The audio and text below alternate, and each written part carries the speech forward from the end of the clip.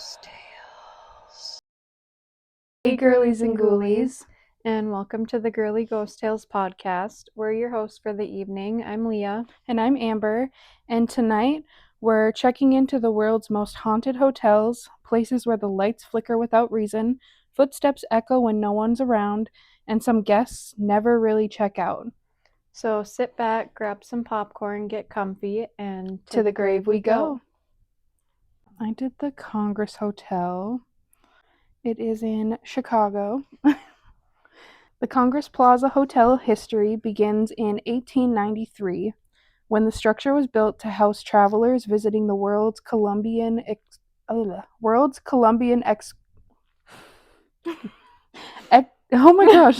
exposition. The Congress Plaza Hotel and Convention Center began its life in 1893 as the Auditorium Annex, welcoming waves of eager World's Fair tourists. Visionary developer R.H. Southgate spearheaded the project, while architect Clinton Warren designed its striking North Tower.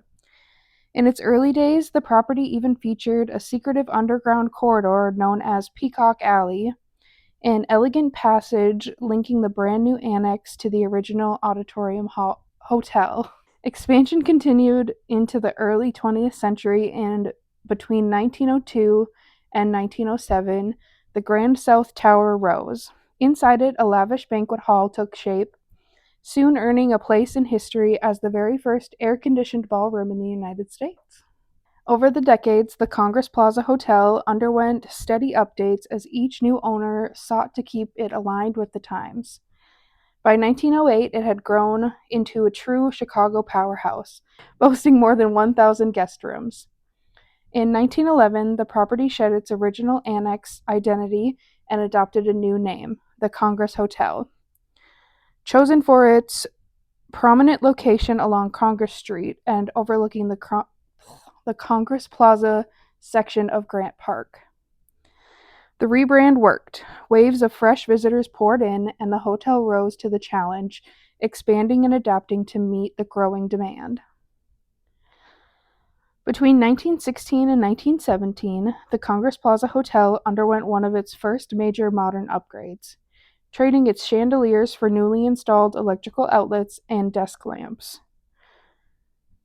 More improvements followed in 1923 through 1924, when the hotel's bathroom plumbing was fully replaced. By the 1930s, the once Elizabethan room had been transformed into a lively nightclub, complete with a bandstand, and in 1935 it became the hub of the NBC radio broadcast featuring the legendary Benny Goodman. When World War II erupted, the U.S. government took over the property, using it as housing for Army officers. After the war, the hotel entered a new era of revitalization. From 1950 to 1952, the Pick Hotel Corporation launched an expansive remodeling project, one that would be repeated again during the 1960s as the hotel continued to stay current and competitive. The Congress Plaza Hotel proudly embraced its reputation as the House of Presidents, having hosted a long roster of American leaders including Grover Cleveland, William McKinley, Theodore Roosevelt, William Taft, Woodrow Wilson, Warren Harding, so many, Calvin Coolidge, and Franklin D. Roosevelt, many of whom gathered there to strategize their political campaigns. The hotel even became the backdrop for a pivotal moment in 1912 when former President Theodore Roosevelt announced he was breaking from the Republican Party to form a new one. During that press conference, he famously declared he felt fit as a bull moose, giving his new Progressive Party its endearing nickname. I don't even know what that is. Yeah. I don't know politics. Yeah, me either. I know Republican... Anything. Democrat. Yes, I couldn't even think of that word. Do you know it? I don't think I do now. Decades later, the hotel remained a stage for historic events, In 1971, the Great Hall overflowed with 3,000 attendees as President Richard Nixon addressed the Midwest chapter of the AARP and the National Retired Teachers Association, a moment still highlighted on the hotel's official website. That's a lot of people. Mm-hmm. Jeez, 3,000 like, to fit in that hall? yeah, That's like crazy. that has to be huge. Yeah. But the Congress Hotel is known for far more than its presidential guest. It has long carried a chilling reputation as one of Chicago's most haunted landmarks. The building's history is marked by numerous documented suicides, so many that compiling a complete list would be nearly impossible. Jeez. Which, that's crazy if you can't even make a list. Yeah. One of the most notorious tragedies occurred on April 8th, 1900, when Captain Louis Ostheim, a veteran of the Spanish-American War and member of the 1st United States Artillery, took his own life inside the hotel. The Congress had been open for only about 7 years at that time. Captain Lewis was staying alone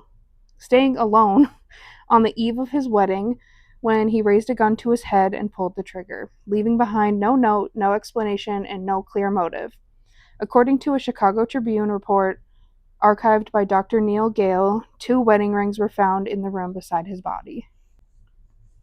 Why? I wonder if, like, the wife cheated or something, and That's crazy. Like, if Yeah. she didn't do anything, that's so sad. Yeah. Like, for her, like, right before you're gonna the get day married. before, yeah.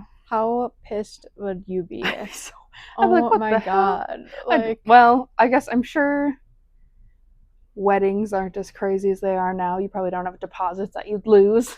but even like people that are like planning on coming, Yeah, and they're then probably being like, staying oh, in. he's dead. Yeah. Like, that would be like What a- the worst day Yeah. ever. Oh, Oh my god. it's supposed to be like a nice happy day, and then it Mhm. turns out to be the worst day of your life. In like 2 ways. Like, first of all, him killing himself, and then your wedding is Yeah. ruined too. Like, Ugh. that's sad. Some believe Captain Lewis suffered from severe night terrors brought on by the trauma of war, a torment that may have driven him to the act. That makes sense. Mhm. Like PTSD. Yeah. Over the years, guests and staff alike have reported encounters with his lingering presence. Today, he is known throughout the hotel as the Shadow Man of the Congress, a spectral figure said to drift silently through the halls. Well, yeah, that does make I sense. investigate there and ask I him, know. like, I wonder if people have gone there and like tried to communicate with him and been like, why did you do it? Yeah, Like, I just want to know why. yeah. If it really was. Mm-hmm. Was it something to do with his future wife, or was it Or PTSD? did he just really want to like haunt a hotel and like That was it. He was like, this is how I do it. yeah, like, I feel like I would do that because a hotel would be like fun to haunt. Yeah. Because I there's feel so like it's many like people Sweet there. Life of Zack and Cody. Mm-hmm, literally, like, you can just live in a like room service. Yes. And like, you would never be bored. There's probably I a always pool. think about them. Like, if I died, I would want to die at like a hotel or like Yeah, somewhere like a nice hotel. and or there'd one up be in a- like the mountains. yeah, and you could like mess with people a lot too. Yeah. Like, in their rooms. Turn their showers on. Mhm. On the 12th floor of the North Tower, things feel subtly off. Some doors don't match, the carpet is worn thin, the woodwork splintered, and patches of mismatched paint trail along the hallway like clues to the past that won't stay buried. The corridor itself seems to warp wide in one spot, narrow in the next, creating a disorienting, almost cinematic unease. You won't literally find 2 ghostly twins inviting you to come play with us, a la The Shining, but visitors have reported encounters unsettlingly close to that iconic scene. The 12th floor is said to be haunted by a little boy named Carl Langer, whose death in 1939 remains one of the hotel's most tragic stories. That August, 43-year-old Adele Langer arrived at the Congress Hotel with her 2 boys, 6-year-old Carl Tommy and 4.5-year-old Jan Misha. The family had fled Czechoslovakia as the Nazis advanced, arriving in the U.S. on temporary visas, while Adele's husband stayed behind to sell their home and textile mill. According to a Chicago Tribune report from the time, Adele had been overwhelmed with depression since their escape and had spoken of suicide, taking her sons with her. After a pleasant afternoon at Lincoln Park Zoo, mother and children returned to their hotel room, listed in the Tribune as the 13th floor, though paranormal researchers believe it was actually the 12th.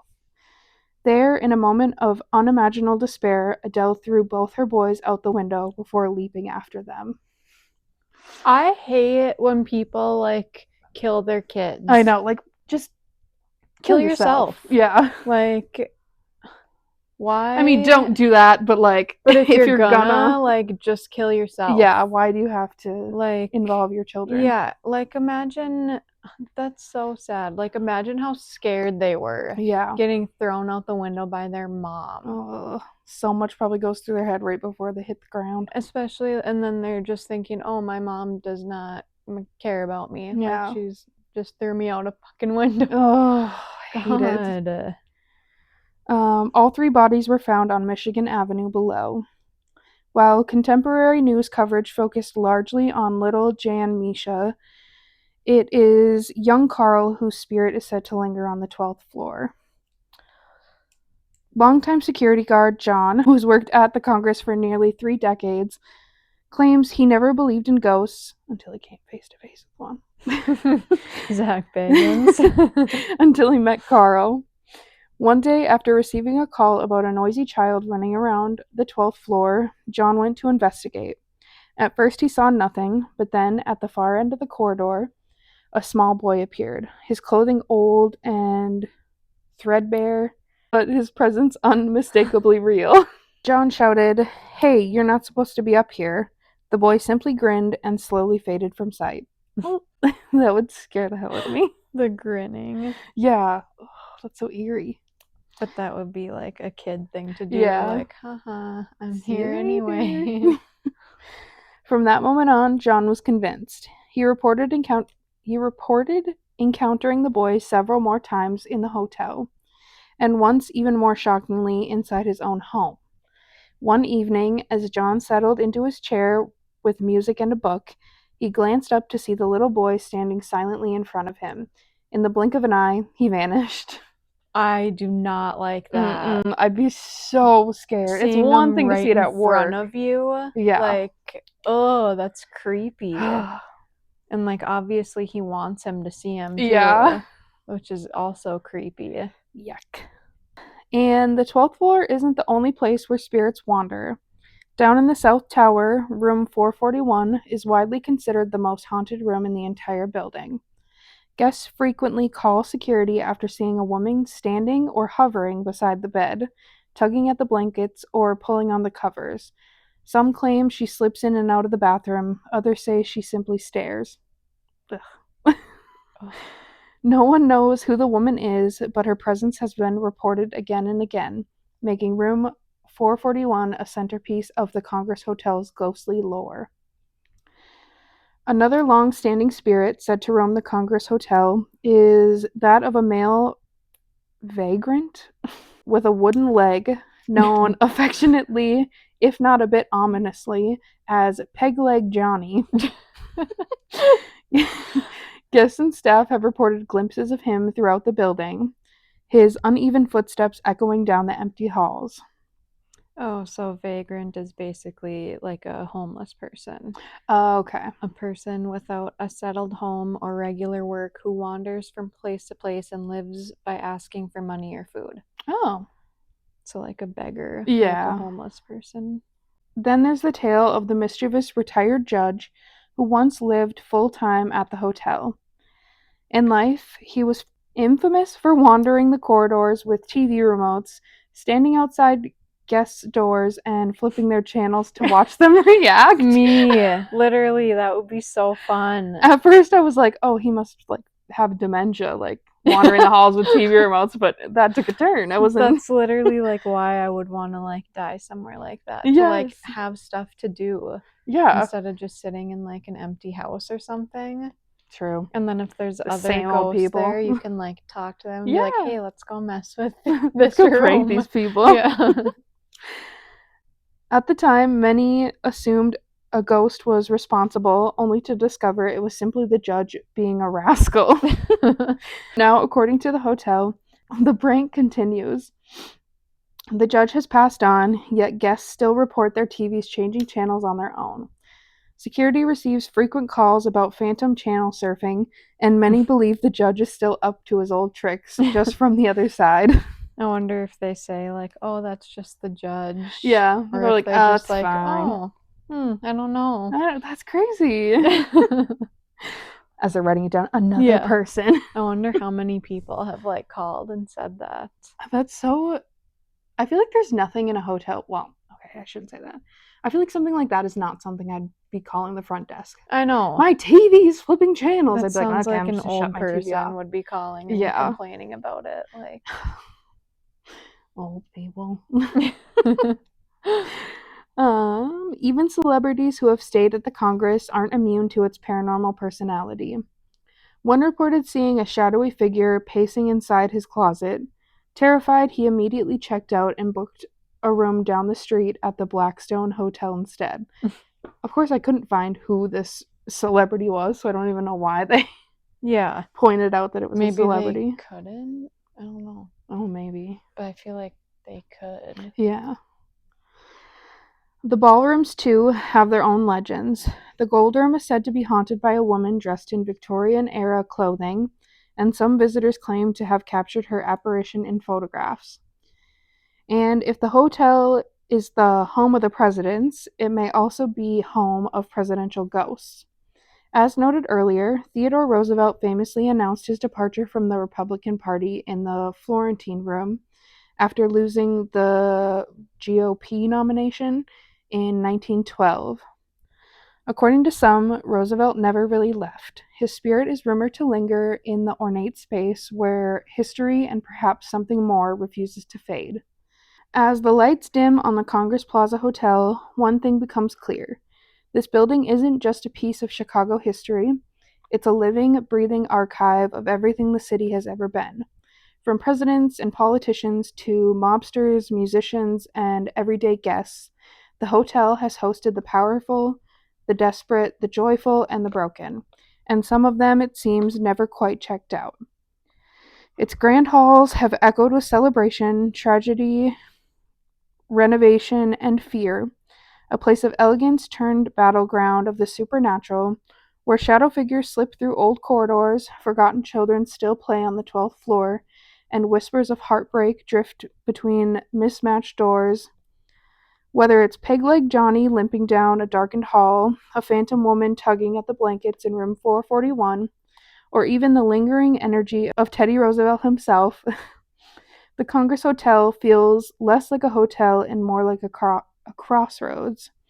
A location where time folds in on itself and the living and the dead briefly share the same space. Maybe that's why people keep coming back, to stand where history happened, and maybe, just maybe, to brush against someone who never left. So if you ever find yourself wandering those long, uneven halls, remember, you're not alone. Not here, not at the Congress Plaza Hotel, a place where every room has a story and every story has a pulse. I want to go there. I know. I've feel like- heard that Chicago is like very haunted. Mm-hmm. Like, and they have like those underground Yeah. things that like lead you around the city that like a lot of people don't even know about. Yeah. Have you seen like that Cat G lady on TikTok? She does like a paranormal Chicago like story times. Like she's lived there her whole life. I think I've come across her a few times. You should watch them. I'm literally obsessed with them. She like just tells different stories about things that have happened, and there's like so much. Like she has stories about like vampires like down in those tunnels. She has stories about my like God. sirens like in this one, like she does like Lake Michigan. Yeah, she does Ooh. like that work where like kind of like an agency, like they just find random places that need you for like they're like, oh, Oh. this place needs someone to work for like a couple weeks or however long, and then she Yeah. can like take them. So she's worked at like a bunch of places in Chicago, and she like said that since she was a kid, she's had like abilities, like psychic abilities, and like could see spirits, and like her mom could and everything. So she Oh. has like a whole bunch of like crazy stories, and there Yeah. she's saying like that Chicago like used to be like a whole different city, and it like burnt down, and like underneath it is like all those tunnels, and there's like vampires that are under there, and Oh my like a gosh. whole bunch of crazy stuff. Oh my gosh. That's crazy. Yeah. So I definitely knew that Chicago was haunted, but I've never Yeah. heard of that hotel before. But I I want to go there now. I feel like I remember an old episode of Two Girls, One Ghost. I think Corinne or something was staying in this hotel, and Sabrina might have done a story about the hotel. Really? Like, as she was staying there, not realizing that that was the hotel she was staying at. Oh, really? I think. But I don't remember. Yeah. I wonder like how booked they are, or I if don't like know. a lot of people know that it's like supposedly haunted like that, or if they're just busy, because it's probably really nice. Yeah, I think it might be on their website. Oh, about like the presidents, probably. And Yeah, like it definitely, they have like a history page like on their website. But I can't remember if it says anything about the paranormal. I 'cause I just looked know at it when I like did yeah, this. well, some places like, Advertise and it. some of them are like, nope, it's not haunted. Not here. Yeah. Yeah, there was another thing where I said like from presidents to politicians to mobsters, there is stories that Al Capone stayed at the hotel, but there's like Really? no true evidence that he did. Like he did Yeah. some work out of it. I don't know. But so this is Adele, the mom who threw her kids out the window. And then that's Captain Lewis.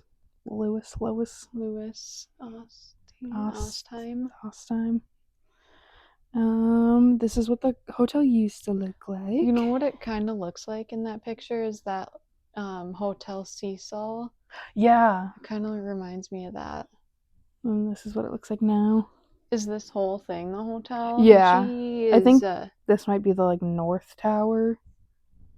Oh, that's like where they had the ballroom. Yeah, there's this. That does not look like there's enough room for 3,000 people. No. Unless that's just a little part of it. So this is like an old picture, and then this is now what it looks like my now, God, which is it's pretty so much pretty. the same. I love like cathedral like Yeah. buildings, and like how they have that on the ceiling. I know, it's so pretty, and they've got like little balconies. This I think is the other like conference ballroom. So that's what it looks like now. It looks like a That's what it used to courtroom. look like. Yeah, it does. I feel like that wood makes it look like the wood and like the aisle. Yeah. This is what the lobby used to look like. Ooh, this is what it looks I like love now. the older one. Mm-hmm. I like the like chandelier and lights. like the plants that looks like our plant. Yeah. Oh, that was the last one. I want to go there. I just love old hotels. Me too. They're just so pretty. This must be. I love haunted hotels. I know. They're just so cool. There's so much history with hotels, and so much happens. And so much like energy from like all the different people that are constantly coming and going. Yeah. And the people obviously that die in hotels. It had to have been in this one that thing was, because this one looks a little bigger, and I'm assuming people were like up on those balconies. Yeah. But yeah, they do a lot of weddings and stuff now. I wonder how much that is. Probably too much. Yeah, way more too than much. I can afford. I've only been to Chicago like once, and I was really young, so I don't even really remember it. I just remember we went to that really tall building, like the whatever building. Yeah, I can't remember what it's called, but yes. That's like the only thing I remember. A lot of like crimes happen there too. Yes. So like I feel like that probably adds to like the paranormal stuff too. like all the people that are like getting killed like traumatically and everything there. Yeah, there's so much history there. Mm-hmm. For a Lakeview room, two double beds, 127. Really? That's not bad. That's way cheaper than what I thought. Yeah. It's like cheaper Especially than for a hotels in Lakeview. Grand Rapids. Yeah. If I had that hotel, like if I bought it and I was the owner, I would have like tried to keep it exactly how the old pictures were that you showed me. That looks so much better and like way more like I know. classy I and love like elegant.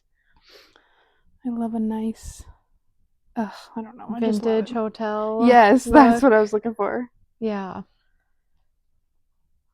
Well, that's another place to add on to the Yes. list of places we want to go. So for mine, it was mentioned a little bit in yours. Yes. So we're stepping inside the legendary Stanley Hotel, where ghostly whispers, eerie footsteps, and decades of hauntings await. The Stanley Hotel was built in 1909 in Estes Park, Colorado. It was created by Freeland Oscar, or F.O. Stanley, the co-inventor of the Stanley Steamer automobile. Stanley moved to Colorado hoping the mountain air would help him recover from tuberculosis. The hotel was designed as a luxurious resort for wealthy East Coast travelers. Electricity, phones, and in-suite bathrooms were extremely fancy for the time. So the spirits of F.O. Stanley and his wife are said to still be lingering around the hotel. Guests and staff often report seeing F.O. Stanley's apparition in the lobby or in the billiard room where he used to spend much of his time. His wife, Flora Stanley, has been seen or heard playing piano in the music room. The ghosts are said to be friendly, more like caretakers, still just like watching over their hotel, which I don't blame them. Mm. That's what I would do too. So, room 217, the most famous room, is the hotel's biggest claim to fame because Stephen King stayed there in 1974, which inspired The Shining. But it was already considered haunted long before King arrived. On June 25th, 1911, a massive gas explosion tore through room 217.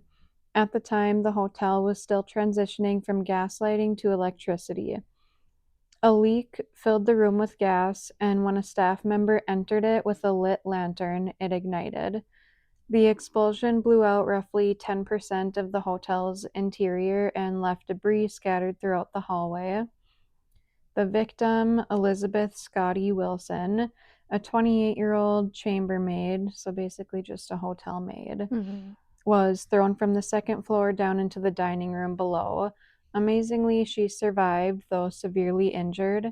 She recovered and returned to work at the hotel, staying employed there for decades, and I'm pretty sure she was employed there like until she passed away. Oh my gosh. Which is crazy. Like, she started working there when she was 28. Well, maybe even started before then, but that's when it happened. But, like, working at a hotel for, like, your entire life. Yeah. Also, working until your death is unimaginable. I do not want to work until my old age. But she, like, wanted to, I was going to say, if that's what you want to do, then yes, obviously do it. But still just crazy. It couldn't be me. Could not be me. Although, I feel like, I don't know, I just want, like, if I'm going to have a job, which I do have a job, but if I could choose, it would be something simple like that, just working at a hotel.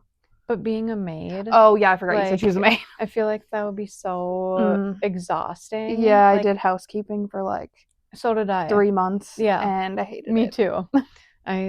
Same. At a hotel that I'm pretty sure was haunted too in Virginia, across from like Subway on Main Street. It was like the Coates Hotel. Oh. But now like somebody else bought it a few years ago and now it's like one of those basic hotels. I don't remember which one, but like a chain hotel. Yeah. So the Coates, when it was the Coates, it was like privately owned and like it's like really old. Like now they like remodeled it, but it was like kind of like those pictures you showed me, like super vintage and old Yeah. looking. And like I swear there was like a little girl that was like Ooh. would like follow me when I would like clean, and like I would hear like laughing behind me, nothing there. I would hear No, footsteps no. behind me, like nothing there. And like Oh, a lot of people like believe that it's haunted, but yikes. yeah, doing the work there like sucked. Yeah, I feel like I'd want to work at like a cute rustic inn where And they like have be like like the front desk. yeah. Ugh. Not have to make like a bunch of beds and take Yeah. out people's garbage and stuff. Clean the bathroom. I don't Yeah. even like cleaning my own bathroom. Literally. Ugh. I could not do it, especially until you die, like being elderly and like being a maid. I could like strip beds, but like getting on my hands and knees to like clean the bathtub and stuff. And putting sheets on beds. Yeah. And like I could not. no. Mm-mm. So Elizabeth Wilson's spirit is believed to be the main ghost in room 217. She supposedly still tidies the room, folds clothes, and unpacks guests' bags, which like I'm just picturing a little old grandma like just cleaning and like putting your stuff hanging away. up your clothes for you. But like imagine doing that your whole life and then being dead and still continuing to do I it. guess she really enjoyed it.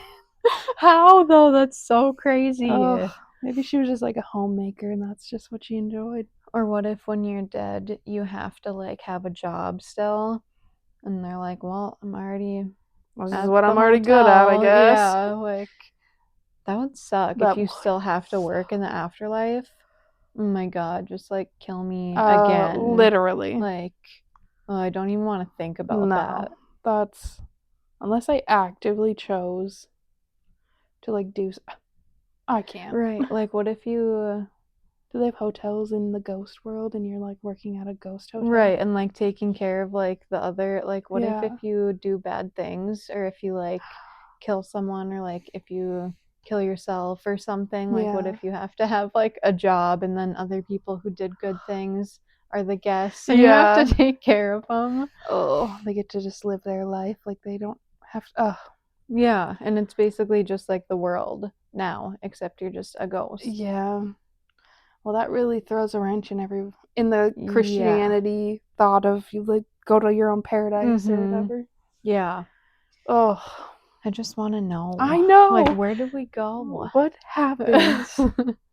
That's why I want to have a near-death experience, but I Yes. don't because because I don't want to nearly die and like have to go through trauma after that Yeah. happening. But like the near-death episode we did, like the stories are so crazy. Yeah. And like I want to experience I just it. want to see. I I need just to wanna prepare myself. dabble Yeah. in death a little. Just a little bit. And then come back and be Yeah. like, okay, that was fun. All right, now I know oh my god. Now I know what's going to happen. Yeah. Some common reports in that room are clothes mysteriously folded or unpacked, lights turning on and off, doors opening on their own, a woman's presence felt sitting on the bed. Unmarried couples report extra paranormal activity. She was said to be very traditional. She's like, you need space in Yeah. between you guys here. The incident with like the explosion is one of the core legends that fuels the room's haunted reputation.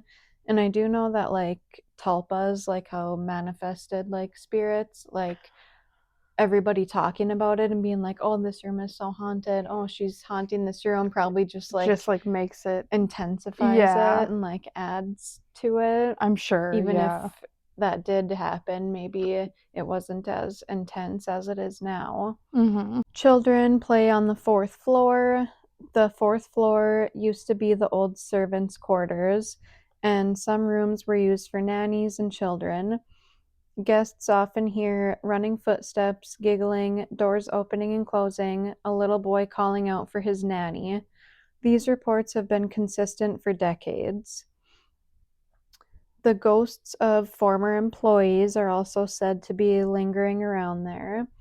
Other spirits linked to the hotel staff have been seen such as a man in old-fashioned clothing standing at the end of long hallways, a maid known to appear in rooms or push carts down empty halls.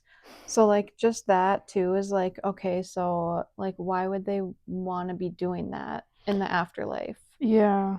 It's either like, okay, do they have to, or like do they not realize that they're dead and they're like, oh, Just gonna doing. push this, because I know that people say if you die in like a unexpected or traumatic way, it's like harder for you to cross over and like realize that you're like dead. Mm-hmm. And like some of them believe that like they can be ghosts and still be like, I'm not dead. Like, Yeah, like in no. such denial. Mm-hmm.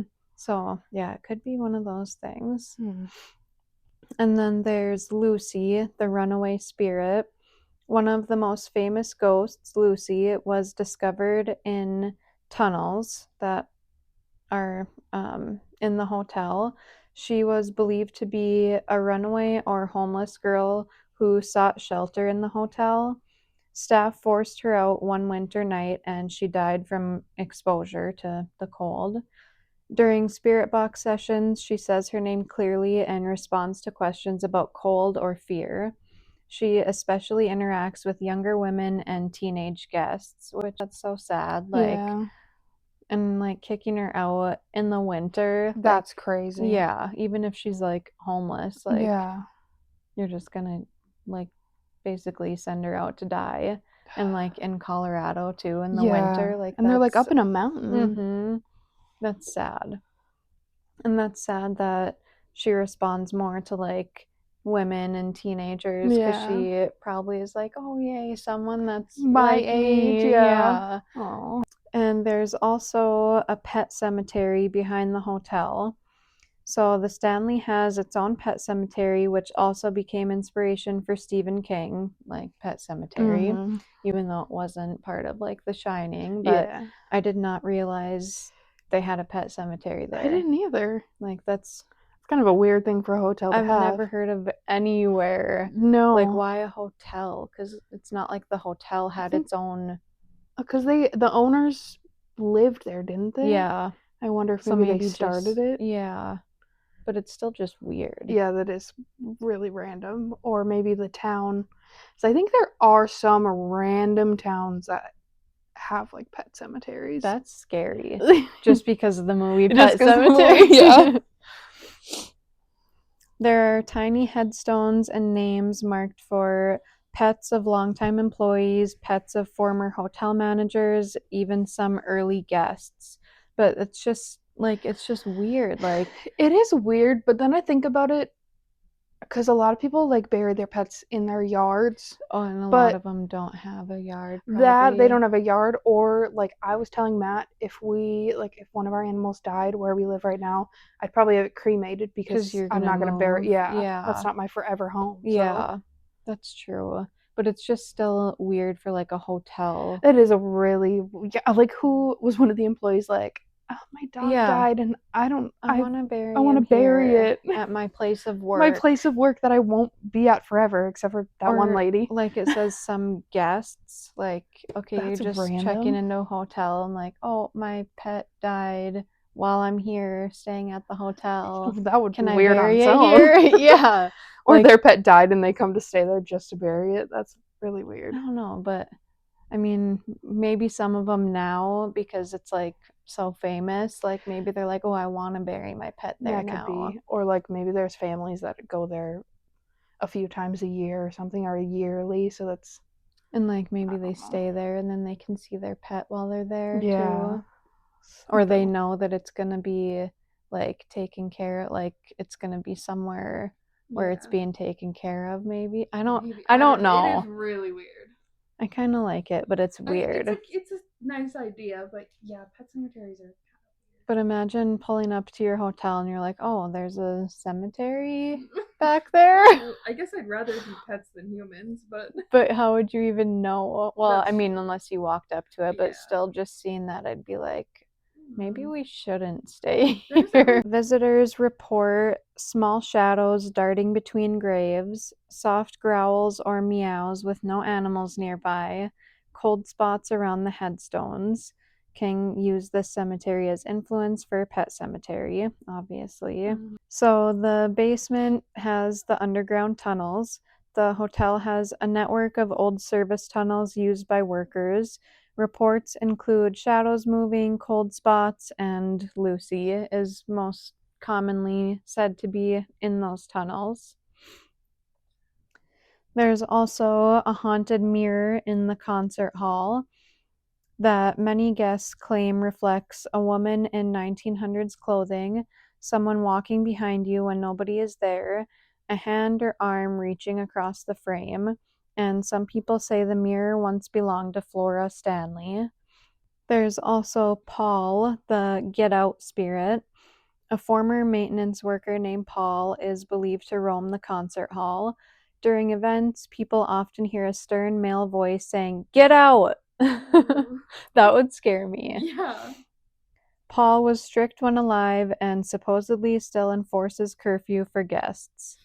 So it's just like all of the reports there, it's just like everyone is still doing what they were doing at the hotel when they were alive. That's sometimes why I wonder if it's like a residual thing. But if the maid is like actually putting things away for guests, that doesn't seem like it would be residual. Right. Like can't it's imagine it would actively doing things. It's Yeah. not just like an energy that's like, You oh, just see it walking down Yeah. the hall or something. I feel like that'd be different. Mhm. But if it's like moving carts and items, There's room 401, the closet that opens on its own. This room was once part of the servants' floor, and the closet door frequently swings open. Male guests report someone touching and pushing them. A tall shadow man is seen standing in the corner. Like, fuck that. Some reports claim the spirit doesn't like visitors lying on the bed. Like, that's what you're there for. I wonder if it's because that's where the spirit is. Like, they're like, this is my bed. Get out of here. There's also another room there, room 428. Guests often wake to see a cowboy sitting at the edge of the bed, a man with a hat leaning over them, the figure vanishing when they fully open their eyes, and many say that he's friendly but very startling. The grand staircase also has visitors. Guests and investigators frequently capture shadows appearing between the railings, misty figures at the bottom step, and bright orbs moving against the flow of people. This staircase has some of the most consistent paranormal photos from the hotel. And then there's the vortex theory, where paranormal investigators have called the hotel's main staircase a paranormal vortex, meaning energy is unusually concentrated. Spirits may travel between rooms, and photos often show streaks of light or shapes climbing the stairs, which makes sense. Yeah. I feel like it's like a paranormal escalator type thing. Yeah, and I think that specific spot has like mirrors. Mm-hmm. It's like a portal. Yeah, Like mirror, literally, mirror, like yeah. across from each other and Yeah. like along the, yeah. So, Stephen King's Night at the Stanley, what really happened? In October 1974, King and his wife Tabitha stayed at the hotel completely by chance.